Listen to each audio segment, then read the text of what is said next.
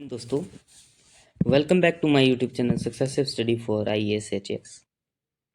चलिए, आज से हमारा नया batch Darshan batch HP allied services के रिगार्डिंग शुरू होने जा रहा है।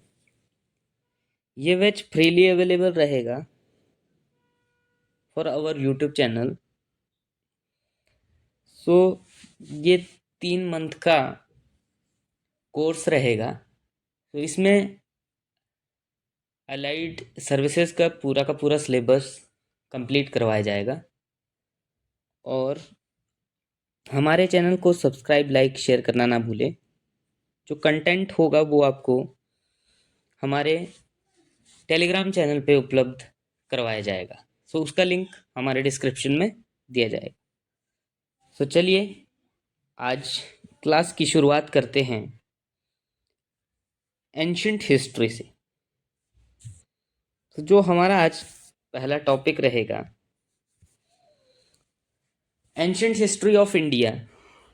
इंट्रोडक्शन में idea of the earlier past, Indian past. चलिए शुरू करते हैं। Understanding literary and archaeological sources. जो पुरातात्विक स्रोत और लिटरेरी स्रोत है उसका व्याख्यान हम समझेंगे सबसे पहले।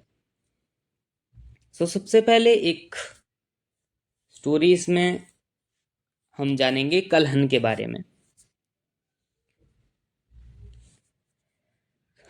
कश्मीर के एक प्रसिद्ध ब्राह्मण के घर में जन्मे कलहन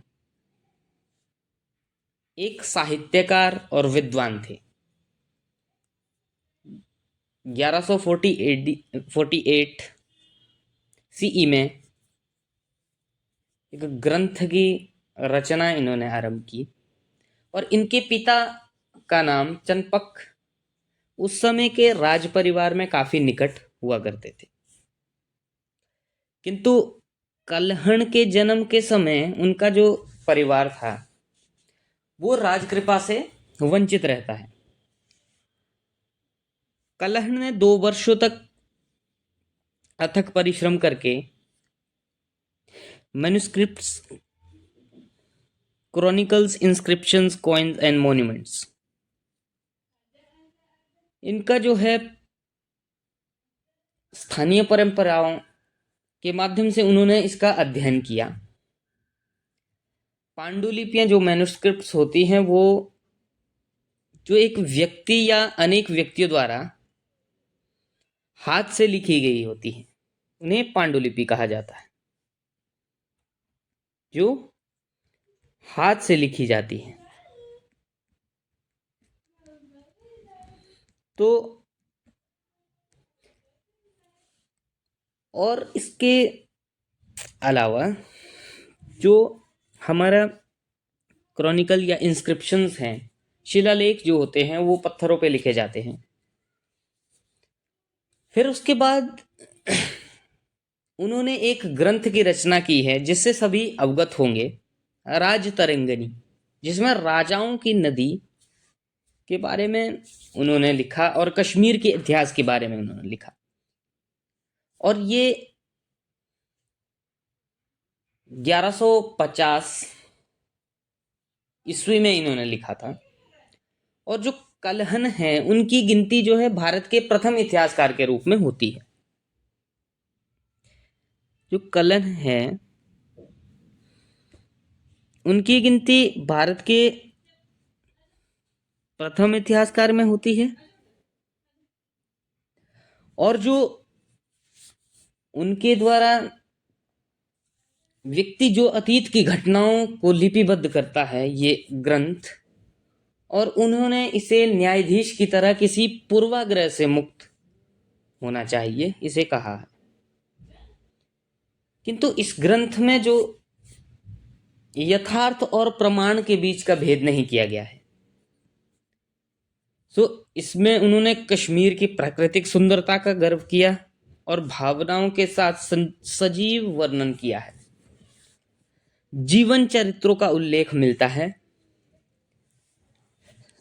तो ये वर्तमान और अतीत की सभी जटिलताएं और उनको देखने का एकाधिक दृष्टिकोण भी हो सकता है। कोई भी जो इतिहास होता है वो संपूर्ण और अंतिम नहीं हो सकता। अतीत में जो कुछ भी होता है वो उसका चित्रण निकटतम प्रस्तुत करके किया जा सकता है। इतिहास के विश्लेषण में जहां जहां प्रश्न उठाए जाते हैं वहीं पुराने प्रश्नों में नए उत्तर भी ढूंढे जा सकते हैं। इस तरह से प्राचीन जो भारतीय और पूर्व मध्यकालीन युगीन भारत है उसका जो इतिहास का निर्माण और इतिहासकारों ने किस प्रकार से उसके विभिन्न स्रोतों का उपयोग करके किया है और उसकी समझ और पुस्तक को पढ़ने के क्रम में जो पाठक को होती चली जाएगी, क्रम में अध्याय और सभी महत्वपूर्ण स्रोतों का जो है क्या किया जाता है, प्रस्तुत किया जा सकता है। तो चलिए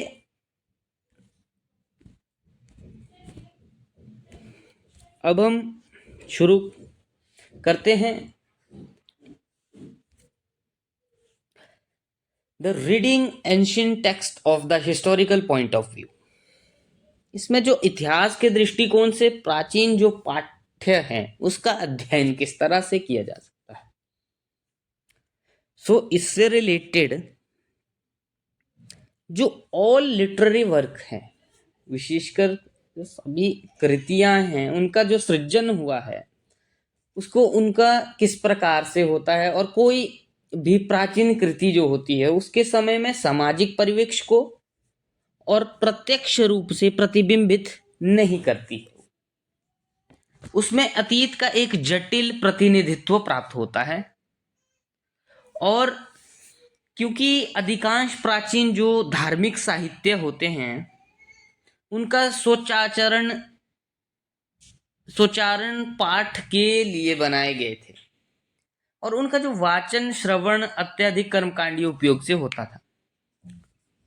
तो ऐतिहासिक दृष्टि से किसी भी पाठ्यात्मक स्रोत को विभिन्न प्रकार से पढ़ा जा सकता है, किंतु ऐसा करते समय कुछ महत्वपूर्ण बिंदुओं का ध्यान देना आवश्यक होता है।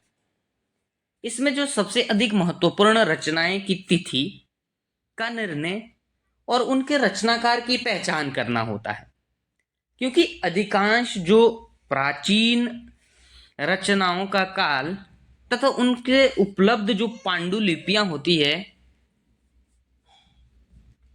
वो कहीं ना कहीं अधिक पुरानी होती है और अपने आप में उनका एक पृथक जीवंत वृत्त होता है। समय के साथ साथ उनमें विकास और बदलाव आता है। विकास और परिवर्तन की यह प्रक्रिया कई बार हम जो है सैकड़ों वर्षों तक चलती रहती है और तब कहीं जाकर उसमें अपेक्षाकृत स्थायी रूप से कर दिया जाता है उसे। तो किसी भी जो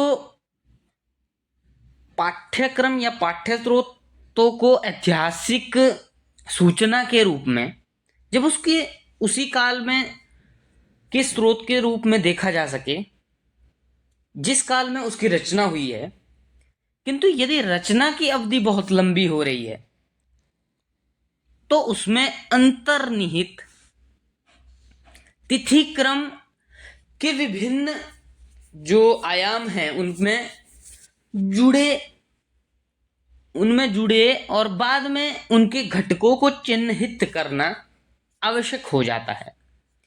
ऐसा करना बहुत कठिन होता है क्योंकि रचना की जो भाषा शैली और जो विषय वस्तु है उसमें गहन विश्लेषण करने की आवश्यकता होती है। ऐसे बहुत सारे पाठ्यात्मक स्रोत हैं जिनका गहन अन्वेषण के बाद भी आलोचनात्मक प्रकाशन अत्यंत संभव हो पाता है, जिन्हें हम आलोचनात्मक संस्करण, इंग्लिश में से क्रिटिकल एडिशन,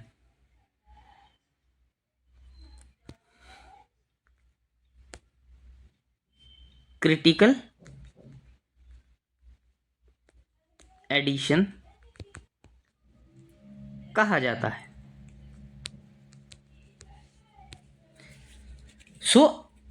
जो आलोचनात्मक संस्करण को जो रचनाओं की सभी उपलब्ध पांडुलिपियों का अन्वेषण करने के पश्चात भी जो मूल पाठ की पहचान वो संभव हो सकती है तभी। तो इसीलिए बहुत सी जो प्राचीन पांडुलिपियां हैं उनमें कोई यह रचयिता नहीं रहे हैं, बल्कि उनमें अनेक लेखकों के भिन्न भिन्न योगदान की संभावना रही है। तो चलिए अब हम भारत के कुछ महत्वपूर्ण प्राचीन पाठों का रचना काल पढ़ेंगे। इसमें जैसे the period of the composition of the some important ancient Indian text, इसमें क्या क्या हो सकते हैं। देखिए आपको यहाँ पे दिख रहा होगा, जो वेद हैं, वेदों को 500 से 400, 2000 से 500 ईसा पूर्व BCE तक के कार्यकाल में लिखा गया। और जो वेदांग है, वेदांग की जो रचनाएं हैं वो लगभग 600 BCE टू 200 BCE तक माना जा सकता है। अब वेदांग क्या है, आने वाले वीडियो में हम डिटेल में इसके बारे में जानेंगे, लेकिन मैं आपको ब्रीफली बता दूं कि वेदांग 6 प्रकार के हैं: शिक्षा, कल्प, व्याकरण, ज्योतिष, निरुक्त और छंद। ये 6 प्रकार के वेदांग हैं। इसकी रचना 600 BCE टू 200 BCE के मध्य मानी जाती है। और महाभारत एपिक्स जो हमारे हैं, महाभारत, रामायण, इनकी जो कालखंड, जो काल तिथि है वो भी 500 BCE टू 400 CE तक मानी जाती है। फिर हमारे धर्मसूत्र हो गए, स्मृतियां हो गई, त्रिपिटक हो गए, जो जैन धार्मिक साहित्याएं हो गई, संगम साहित्य हो गए। इस तरह के इनकी जो कालखंड है वो इसमें दिया गया है। आप इसको अच्छी तरह से देख सकते हैं, अच्छी तरह से रीड कर सकते हैं। फिर हम जानेंगे कि किस तरह से जो पांडुलिपियां हैं वो किस तरह से प्राचीन जो तालपत्र होते थे, जिसको हम पाम लीफ कहते हैं, उससे मैन्युस्क्रिप्ट किस तरह से बनाई जाती थी।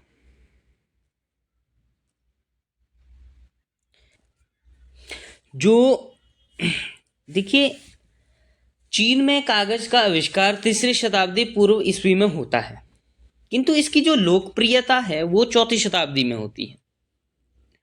जो लकड़ी की चिपाई होती थी वो एक सुई वंश के काल में जो है शुरू होती है, तथा थांग काल में जो इसका अधिक प्रचलन हुआ। जबकि भारत में जो इसका लेखन के लिए पारंपरिक सामग्रियों का उपयोग बहुत शताब्दियों तक जारी रहा। प्राचीन जो भारत में अधिकांश जो पांडुलिपियां ताम्रपत्रों में लिखी जाती थी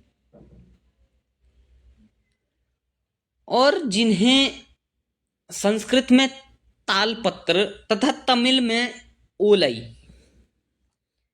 ये बहुत इंपॉर्टेंट है क्योंकि पेपर की दृष्टि से ये यहाँ क्वेश्चन पूछा जा सकता है कि जो हमारे ताम्रपत्र हैं पांडुलिपि के लिए जो यूज होते थे उनको संस्कृत में तालपत्र और तमिल में उसे ओलई के नाम से जाना जाता है। जो तालपत्र के लिए खजूर के पत्तों का प्रयोग किया जाता था, जिसे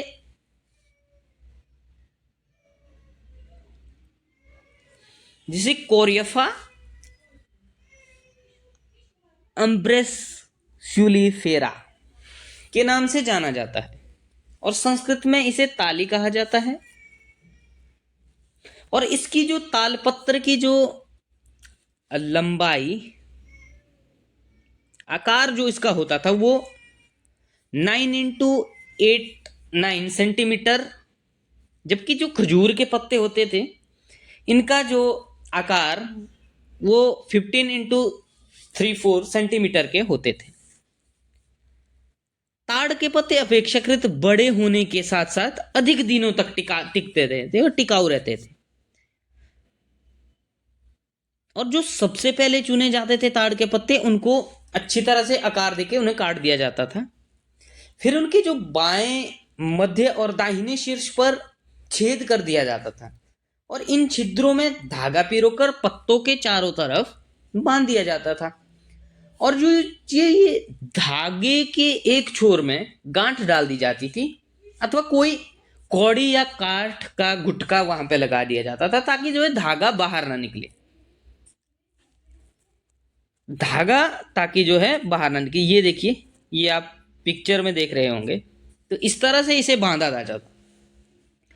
जो पांडुलिपियों को शलाका, एक नुकीली कलम की वस्तु से पत्ते पर उत्कीर्ण किया जाता था और पत्ते पे जैसे उसे उत्कीर्ण किया जाता था तो उनकी जो रस, जो उसमें वनस्पतियों से निकला हुआ रस था और उसमें बारीकी से उसका चूर्ण मिलाकर उसे घोल में डुबा दिया जाता था, जिससे उत्कीर्ण किए गए भाग को काले रंग से लिखावट स्पष्ट हो जाती थी। तो इस तरह से यदि जो पांडुलिपियों के साथ कोई टीका भी लिखी जाती थी तो तब उसे सामान्य रूप से पाठ्य सामग्री के ऊपर या उसके नीचे उत्कीर्ण किया जाता था। आज भी जो प्राचीन ताम्रपत्र को सुरक्षित रखने के लिए विशेष तकनीकों का प्रयोग किया जाता है। सबसे पहले इसमें पांडुलिपियों पर थाइमोल, क्लोरोमेंट या उसका घोल या फॉर्मेल्डिहाइड, फॉस्फीन गैस तथा इथाइलिन ऑक्साइड जैसे कीटनाशकों का प्रयोग किया जाता है। इसके बाद ताम्रपत्रों को डिटर्जेंट या इथाइल अल्कोहल से साफ कर दिया जाता है। यदि कोई भाग फटा या क्षतिग्रस्त हो तो उसकी मुरम्मत की जाती है। इसके लिए पॉलीविनाइल एसीटेट तथा मिथाइल सेल्यूलोस के घोल को लिया जाता है और उससे इसकी मरम्मत की जाती है। तो जो तालपत्र में तेलीय घोल से मुलायम बनाया जाता है और उसे सूखे कपड़े से पोंछ दिया जाता है और फिर इसे धागे से पिरोया जाता है और भविष्य में होने वाली क्षति से बचाने के लिए इसे संभाल कर रखा जाता है। तो इस तरह से जो प्राचीन तालपत्र से पांडुलिपियां बनाई जाती थी उसका विवरण इस प्रकार दिया गया है। अब हम जानेंगे कुछ चीजें, आप इसमें देख लीजिएगा। चलिए हम इम्पोर्टेंट बात के ऊपर आते हैं। अब हम जानेंगे वेदास के बारे में कि वेदास जो हिंदू ट्रेडिशन, जो परंपरा है, वेदास को इसमें स्टेटस मिला हुआ है श्रुति का। श्रुति मीन्स, श्रुति का जो लिटरली जो शाब्दिक अर्थ होता है वो होता है सुना हुआ। और वेदों के जो विषय में यह मान्यता है कि ये क्या है, एटर्नल है, अपौरुषेय है, निरुक्त है, जिनको ऋषियों के द्वारा आत्मसात किया गया और जो स्वयं देवों के द्वारा उन्हें दृश्य रूप से प्राप्त हुआ, इसलिए इन्हें एटर्नल कहा जाता है। जबकि जो स्मृति है, स्मृति साहित्य की श्रेणी में जैसे वेदांग हो गए, पुराण हो गए, एपिक्स हो गए, या आपके धर्मशास्त्र हो गए, नीति शास्त्र वगैरह आते हैं, तो इसमें स्मृति के भाग हैं। जो वेद शब्द की उत्पत्ति है, वेद शब्द की उत्पत्ति विद से होती है, जिसका अर्थ होता है जानना, ज्ञान। इसलिए वेद का तात्पर्य ही ज्ञान है। वेद 4 है, ऋग्वेद, सामवेद, यजुर्वेद, अथर्ववेद। ऋग्वेद में संसार के सभी सबसे जो पहली व्याख्यात्मक रचनाएं हैं वो उपलब्ध हुई हैं, जिसमें से बहुत सी रचनाओं के दार्शनिक की उत्कृष्टता है। जैसे प्रत्येक वेद में 4 अंग है, जिसमें से अंतिम 3 बहुत बार एक दूसरे से अलग नहीं किए जा सकते, जैसे संहिता, ब्राह्मण, आरण्यक और उपनिषद। ऋग्वेद संहिता 10 मंडल में विस्तृत है, जिसमें 1028 हाइमन्स, जिसको सूक्त बोलते हैं। सामवेद में 1018 वर्सेस सूक्त हैं, जो प्राय ऋग्वेद से सीधे लिए गए हैं, किंतु इनको जो है ज्ञेय बनाने के लिए लयबद्ध किया गया है। जो ऋग्वेद, यजुर्वेद कर्मकांड से जुड़े हुए तथ्यों के विस्तार में प्रस्तुत करता है, और अथर्ववेद सबसे जो नए वेद के रूप में माना जाता है, जिसमें सूक्तों के अतिरिक्त लोकप्रिय धार्मिक विवरणों के अधिक महत्वता है। ब्राह्मण वेद से जुड़ी संहिताओं की व्याख्याएं है, और जिनमें यज्ञ से जुड़े कर्मकांडों को की विशद विवेचना की गई है। आरण्यक, ये यज्ञ से जुड़े कर्मकांडों की दार्शनिक और प्रतीकात्मक अभिव्यक्ति है। उपनिषदों की संख्या 108 है, और इसमें 13 जो मूलभूत उपनिषद है उनकी श्रेणियों में रखा गया है। उपनिषदों में यज्ञ से जुड़े दार्शनिक विचार, जैसे शरीर, ब्रह्मांड, आत्मा, ब्रह्म, इसकी व्याख्या दी गई है। वैदिक साहित्य में के अंतर्गत ऋग्वेद की जो संहिता के जो दूसरे और 7वें मंडल तक के भाग को सबसे प्राचीन माना गया है। इसके जो अतिरिक्त सभी वैदिक साहित्य को उत्तर वैदिक साहित्य के रूप में देखा जा सकता है। वेदों की भी कई शाखाएं हैं जो वैदिक अध्ययन और व्याख्या से जुड़े विभिन्न दृष्टिकोणों का प्रतिनिधित्व करती हैं, जिन्हें चरक की संज्ञा दी गई है। इनको चरक कहा गया है। किंतु शाखा के जो चरण हैं उसमें बहुत बाद में भेद किया जा सकता है। जैसे शाकल शाखा, इसमें जैसे हम बात कर सकते हैं शाकल शाखा की, और ऋग्वेद से जुड़ी एकमात्र जीवित शाखा है ये शाकल। यजुर्वेद को शुक्ल यजुर्वेद और कृष्ण यजुर्वेद 2 शाखाओं में बांटा गया है, और मध्याह्न दिन और काणव शुक्ल यजुर्वेद तथा वाजसनेय संहिता की शाखाएं हैं। कृष्ण यजुर्वेद से जुड़ी शाखा हैं काठक,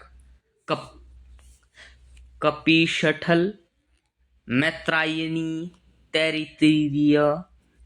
तो इन दोनों शाखाओं से जुड़ी मुख्य अंतर यह है कि शुक्ल यजुर्वेद की शाखा में केवल मंत्री को स्थान दिया गया है, जबकि कृष्ण यजुर्वेद में मंत्रों के साथ साथ उनकी व्याख्या और यज्ञ से जुड़े हुए कर्म कांडों की भी उल्लेख किया गया है। कौमुद और रामायणीय और जैमिनी अथवा तवला सामवेद की शाखा है। अथर्ववेद की भी शाखाएं शौनक और पेपलाद है। वेदों से जुड़े अन्य ब्राह्मणों का भी उल्लेख मिलता है और इसमें अब यह उपलब्ध कुछ रूप। वैदिक साहित्य मूलतः धार्मिक साहित्य है, जिसमें केवल संयोगवश कुछ ऐसी घटनाओं को ढूंढा जा सकता है, जैसे उदाहरण के लिए ऋग्वेद संहिता में जो 7वां मंडल है उसमें 10 राजाओं की युद्ध का उल्लेख है, जिसमें सुदास ने अपने विरुद्ध युद्ध कर रहे कई राजाओं के संग को पराजित कर दिया। इतिहासकारों के द्वारा वेदों में वर्णित संस्कृति के पुनर्निर्माण करने का जो काफी प्रयास किया गया है, किंतु ऐसा कर पाना बहुत कठिन है। वेदों को साहित्य के रूप में भी उपयोग करने के सक्षम एक दूसरी बड़ी समस्या ऋग्वेद की तिथि निर्धारित से संबंधित है। ऋग्वेद के रचना काल के विषय में 6000 बीसीई से 1000 बीसीई के बीच तिथियों के अनुमान प्रस्तुत किया गया है। हालांकि सामान्यतः रूप से इतिहासकारों ने इसे 1500 से 1000 बीसीई के बीच ऋग्वेदिक काल और 1000 से 5000 बीसीई के बीच उत्तर वैदिक काल को स्वीकार किया है। ये हमने पहले भी पढ़ लिया है, तो इसको आप अच्छी तरह से और एक फ्रेम में दे सकते हैं। ऋग्वेद में जो उत्तर वैदिक रचनाओं का कार्य जो काल निर्धारण था वो 19वीं शताब्दी में जो है मैक्स मूलर ने किया था। तो ये एक इंपॉर्टेंट पॉइंट है। तो मैक्स मूलर द्वारा जो है क्या किया गया था, इसको निर्धारित किया गया था, इसके कार्यकाल को। जो ब्राह्मणवादी जो परंपराएं हैं वैदिक साहित्य में मूल महत्वपूर्ण स्थान रखती है। इसमें जैसे साहित्य को ब्राह्मण पुरुषों में एक विशिष्ट वर्ग में संरक्षित रखा गया है और अगली पीढ़ी में हस्तांतरित किया गया है। ये उनकी धार्मिक आस्थाओं, व्यवहारों और दृष्टिकोणों के प्रतिबिंबित करती है। इतिहास के स्रोत के रूप में इन ग्रंथों का उपयोग ईसा पूर्व की द्वितीय और प्रथम सहस्र शताब्दियों के दौरान किया गया है। यह सबसे जो अधिक समस्या वेदों में प्राप्त प्रमाणों की संपुष्टि और पुरातात्विक साक्ष्यों के साथ करने के दौरान सामने आई है। वेदों से जुड़ी बहुत सारी जो सहायक रचनाएं हैं जैसे वेदांग कहलाती हैं, जिनका उद्देश्य वेदों को सही उच्चारण, प्रयोग तथा उनकी व्याख्या करना है। मैंने आपको पहले भी बताया था कि वेदांग कितने हैं, और वेदांग शिक्षा, छंद, व्याकरण, निरुक्त, कल्प और ज्योतिष 6 प्रकार के हैं। वेदांग की जो रचना मानी जाती है वो 6000 से 2000 ईसा पूर्व मानी जाती है। यस्क के निरुक्त की रचना 6ठी शताब्दी ईसा पूर्व में मानी जाती है। जो निरुक्त है वो यस्क के द्वारा लिखा गया था और इसकी जो वो तिथि निर्धारित है वो 6ठी शताब्दी मानी जाती है, जिसमें ऋग्वेदिक शब्दों की व्युत्पत्ति से जुड़ी व्याख्याएं दी गई हैं इसमें। तो जो हमारे एपिक्स हैं, संस्कृत में 2 एपिक्स हैं, महाभारत और रामायण। महाभारत तथा रामायण स्मृति के साथ साथ इतिहास की श्रेणी में आते हैं। हालांकि रामायण को काव्य के रूप में भी देखा जा सकता है। भाषा और शैली की विशिष्टताओं के आधार पर ऐसा प्रतीत होता है कि दोनों का सृजन किसी साझी संस्कृति भूमि में हुआ है। महाभारत में वाल्मीकि द्वारा रामायण की चर्चा हुई है तथा उसमें वर्णित राम कथा वाले अंश को रामोपाख्यायन की संज्ञा दी गई है। इसको रामोपाख्यायन कहा जाता है। और दूसरी ओर जो रामायण में कुरु, हस्तिनापुर और जन्मेजय का उल्लेख मिलता है, किंतु महाभारत में युद्ध की कहीं चर्चा नहीं है। इस प्रकार दोनों एपिक्स एक दूसरे के परिदृश्य से परिचित थे। विशेष रूप से इनमें विकास के अंतिम चरणों में महाभारत के लगभग 400 ईसा पूर्व और से लेके 400 ईस्वी के बीच स्वरूप मिलता है, और रामायण को 5वीं 4वीं ईसा पूर्व की तथा 3री शताब्दी के बीच रखा गया है। हिल्टे बेटेल ने अभी हाल ही में 2001 में अपने एक अध्ययन में एक आधार में यह सुझाव दिया कि महाभारत को 2री शताब्दी ईसा पूर्व के मध्य से 1ली शताब्दी ईसा पूर्व के मध्य कभी लिखा गया होगा, ये बताया गया है अभी। तो यह तथ्य एपिक का रचना काल में कई रचनाओं के अथवा शायद एक सहस्राब्दी के बीच फैला हुआ है। इसलिए इतिहास में अब एपिक काल करके कोई विशेष अवधि नहीं निर्धारित की गई है। कुछ भी हो, लेकिन जो एपिक है वो भूतपूर्व कृतियां हैं। फिर भी जो इसमें स्रोत के रूप में इसका उपयोग करना एक कठिन कार्य है, क्योंकि इनमें जो अंतर्निहित कालक्रम है उसको सुनिश्चित नहीं किया जा सकता। भारतीय जो हमारी परंपरा है उसके अनुसार जैसे राम का युग त्रेता युग कहलाता है, तो द्वापर युग में हुए महाभारत की युद्ध से पहले का युग है। फिर भी कुछ इतिहासकारों का मानना है कि भारत से जुड़ी घटनाएं और चरित्र रामायण की तुलना में अधिक प्राचीन है।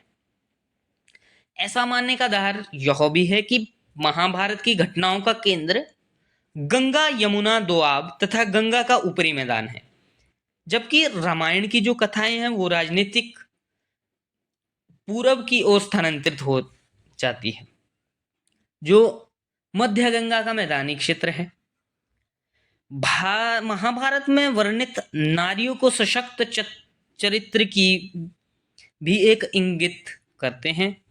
इसमें समाज की जो इतिहास का आरंभिक काल होगा जब नारी की स्थिति पुरुष की तुलना में इतनी अधीनस्थ नहीं थी। महाभारत में वर्णित नियोग की प्रथा जब संतान उत्पत्ति के लिए के उद्देश्य से एक पति का अपनी पत्नी पर प्राप्त वैवाहिक अधिकारों को दूसरे पुरुष के लिए हस्तांतरित किया जाता है, इसे नियोग प्रथा कहा जाता था। सामाजिक विकास को प्राचीनतर अवस्था में निर्दिष्ट करता है, जबकि रामायण में नारी और अपेक्षाकृत पुरुष का अधिक नियंत्रण प्रतिबिंबित होता है। महाभारत में 18 पर्व है तथा उनके उत्तरवर्ती और दक्षिणवर्ती 2 संस्करण उपलब्ध हैं। इसकी जो मूल कथा कौरव और पांडव 2 चचेरे भाइयों के 2 कुलों के बीच संघर्ष की कथा है, और जिनके बीच कुरुक्षेत्र में एक महायुद्ध लड़ा गया था। लेकिन संपूर्ण काव्य में ऐसे बहुत सारे कथनात्मक घटनाएं हैं जिनका मूल कथा से कोई प्रत्यक्ष सरोकार नहीं है, किंतु महाभारत जिस रूप में आज उपलब्ध है उसकी रचना किसी एक व्यक्ति ने नहीं, महाभारत सही मायने में महाआख्यायन है, जिसका तथ्य ही स्वयं महाभारत भी करता है। सो इस तरह से महाभारत से जुड़ी कुछ घटनाएं हैं। और जो रामायण भी जो है वो दक्षिण और उत्तर भारत में 2 मुख्य संस्करणों में उपलब्ध है, जिसमें उत्तर भारतीय संस्करण में उत्तर पूर्वी, उत्तर पश्चिमी और पश्चिमी 3 उप संस्करण हैं, और उत्तर भारतीय संस्करण की भाषा दक्षिण की अपेक्षा अधिक उपेक्षाकृत है। सो इसमें जैसे जिसे पारंपरिक प्रेरणा मिलती है, सो इसमें इसके उत्तरकांड अयोध्या में जो श्री कृष्ण मार्जित मृत भांड, जिसको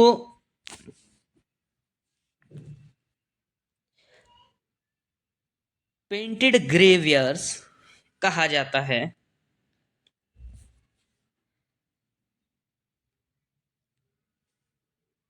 महाभारत से जुड़े हस्तिनापुर, कुरुक्षेत्र, पानीपत, तिलपत, बागपत, मथुरा और बैरात, इन स्थानों में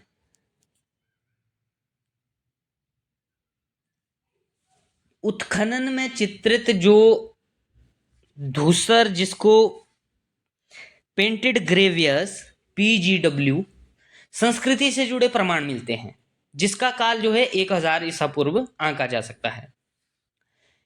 इस मृद भांड संस्कृति के अध्ययन से ऐसा अनुमान लगाया जा सकता है कि यहाँ की सभ्यता जो पशुपालन और कृषि पर आधारित थी। हस्तिनापुर के अन्य प्रकार के प्रमाण मिलते हैं, जैसे मत्स्य पुराण और वायु पुराण में कहा गया है कि राजा निचाक्षु के राज में परीक्षित के बाद 5वां राजा अर्जुन का पौत्र, जो युद्ध के बाद राजा मनोनीत हुआ, के काल में गंगा में आई बाढ़ के कारण राजधानी को हस्तिनापुर से कौशाम्बी ले गया था।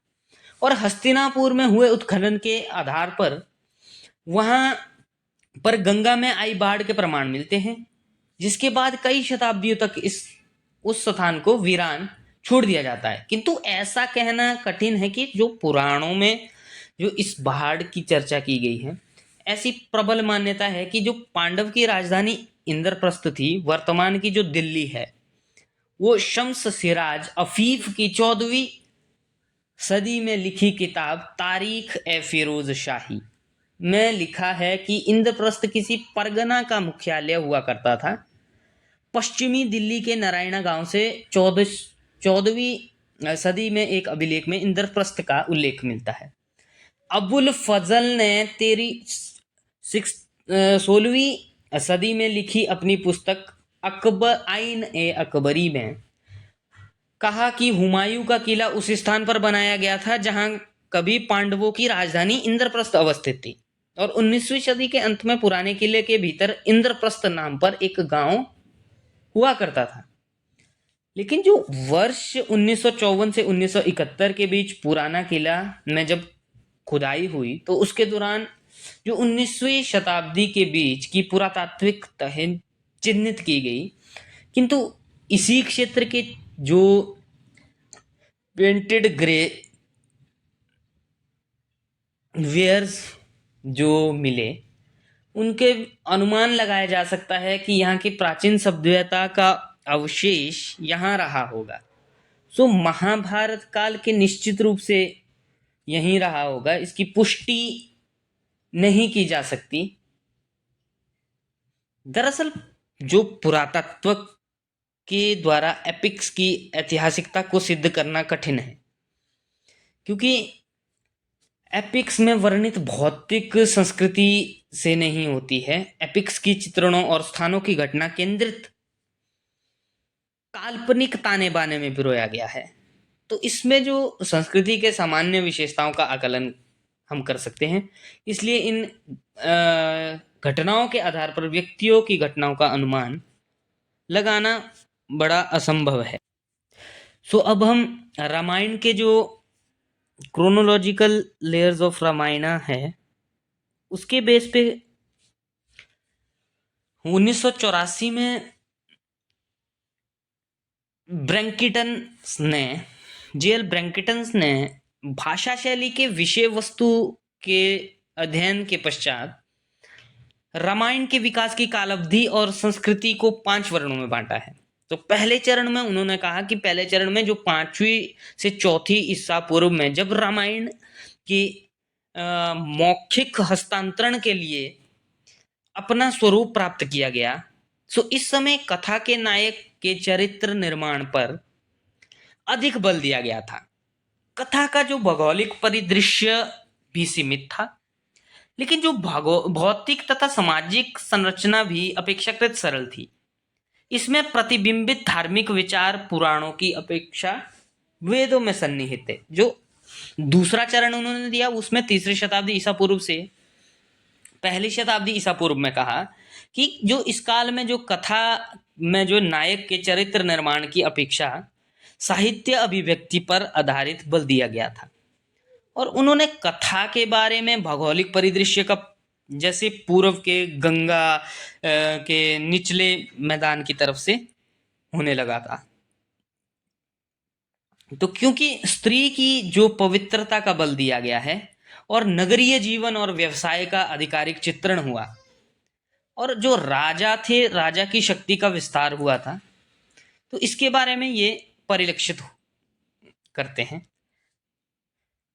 तीसरे चरण में पहली शताब्दी से तीसरी शताब्दी ईस्वी के बीच इन्होंने इस समय के नगरीयकरण का दायरा काफी बढ़ चुका था और समाज में जो है 4 वर्णों को विभाजित कर दिया था, जिसमें राजा, प्रजा, सामाजिक व्यवस्था का संरक्षक था। नारी की अधीनस्थता और भी बढ़ चुकी थी। ब्रह्मा, इंद्र जैसे वैदिक देवता महत्वपूर्ण तो थे ही, विष्णु और शिव की अवधारणा लोकप्रिय होने लगी थी। रामायण के प्रथम और सप्तम कांड इसी काल में जोड़े गए हैं। यह इंपॉर्टेंट है कि जो रामायण के सप्तम और प्रथम कांड है वो तीसरे चरण में जोड़े गए हैं।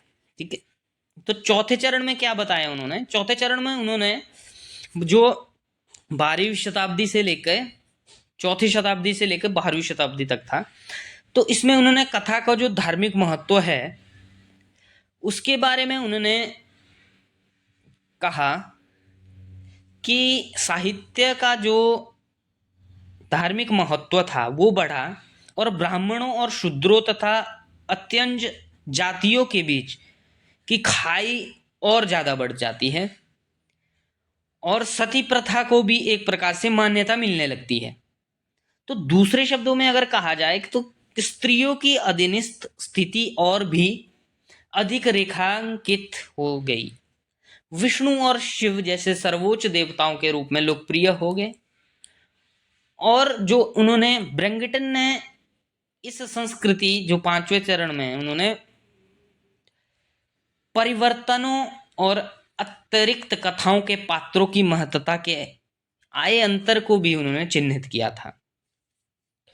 और उन्होंने इसमें ये भी कहा कि वहीं जो दूसरा उनका तर्क था कि जहां चरण 1 में राम पुरुषोत्तम के रूप में आदर्श थे और मनुष्य बने, वहीं दूसरे चरण में के अंत तक उन्हें देवत्व की अवधारणा से जोड़ा जाने लगा।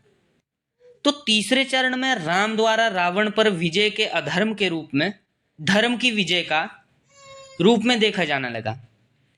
हालांकि राम भक्ति की शुरुआत इस चरण तक परिलक्षित होने लगी थी, किंतु राम को विष्णु के अवतार के रूप में चौथे और 5वें चरण में मान्यता मिली है। जो ब्रैंगटन जी है वो ये कहते हैं। ब्रैंगटन एक नायक प्रधान महाकाव्य का धार्मिक रूपांतरण के रूप में व्याख्या करते हैं।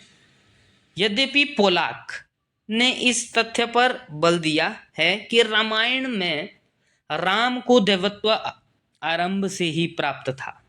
उनके द्वारा ये कहा गया था।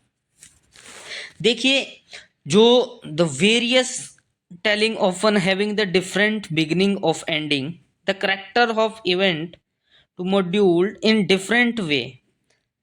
सी रिचमैन 1992 में एशिया में एक जो हो प्रचलित राम कथा का अध्ययन कर यह दिखलाता है कि कथा के जो आरंभ और अंत में कथा के जो चरित्र और घटनाएं काफी अलग है।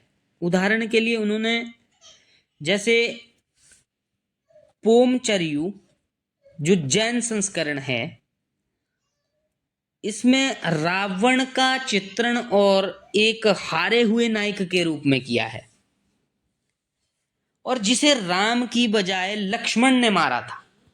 रिचमैन ये कहते हैं कि राम के बजाय लक्ष्मण ने मारा था और जिसमें राम अहिंसा जैसे जैन मान्यताओं के प्रतिमूर्ति के रूप में चित्रित हुआ है। तो देखिए रिचमैन ये कहते हैं, और राम कथा का उपयोग केवल लेखक और वाचन में नहीं हुआ है, बल्कि मूर्तिकला, जैसे आपका स्कल्पचर हो गया, पेंटिंग हो गया, प्ले हो गया, डांसिंग हो गया, ड्रामाज हो गया, या टेलीविजन सीरियल्स हो गया, इस तरह से इनका लोकप्रिय निरूपण हुआ है। अब इतिहास की जो दृष्टि है, जो एपिक को एकाधिकार प्रकार से देखा जा सकता है, जहाँ अधिकांश इतिहासकार रामायण से जुड़ी घटनाओं को ऐतिहासिक प्रमाणता से बहस करते हैं, वहीं कुछ विद्वानों ने रामायण के विभिन्न स्तरों के में निरूपित संस्कृति तहों को चिन्हित करने का प्रयास किया है। रामायण के जो अध्ययन का एक दूसरा दृष्टिकोण यह भी है कि भाई जो ऐतिहासिक संदर्भ में प्रतिक्रिया के रूप में देखा जा सकता है। जैसे उदाहरण के लिए जेम्स एल फिट्जजेरल्ड, जिन्होंने महाभारत के विषय में एक तर्क प्रस्तुत किया था कि जो बौद्ध और जैन धर्म की बढ़ती लोकप्रियता नंद और मौर्य जैसे शक्तिशाली साम्राज्य के द्वारा उनके दिए गए जो प्रशय को ब्राह्मण व्यवस्था ने चुनौती के रूप में देखा, तथा महाभारत के रूप में उन्होंने उस व्यवस्था के विरुद्ध अपनी प्रतिक्रिया प्रस्तुत की। तो उनके द्वारा ये कहा गया है। सो